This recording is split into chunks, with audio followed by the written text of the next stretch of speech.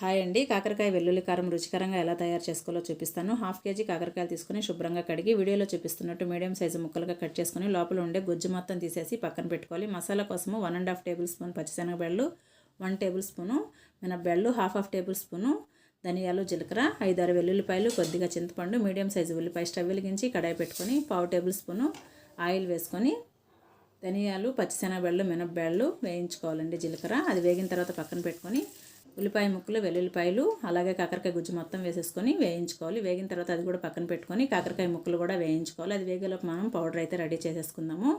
మొత్తం వేసేసుకొని మసాలా గ్రైండ్ చేసుకోవాలండి. కాకరకాయ ముక్కలు కూడా చక్కగా వేగిపోయాయి. ఇప్పుడు ఇందులో మనము గ్రైండ్ చేసుకున్న మసాలా మొత్తము స్టఫ్ చేసుకోవాలి. అదే కడాయిలో మరి కాస్త ఆయిల్ వేసుకొని మనం స్టఫ్ చేసుకున్న కాకరకాయ ముక్కలన్నీ వేసుకొని సన్న సెగపైన మగ్గించుకుంటే కమ్మటి కాకరకాయ వెల్లుల్లి కారం అయితే రెడీ అయిపోతుందండి. వేడి వేడి అన్నంలో చాలా అంటే చాలా కమ్మగా ఉంటుంది. తప్పకుండా ట్రై చేయండి.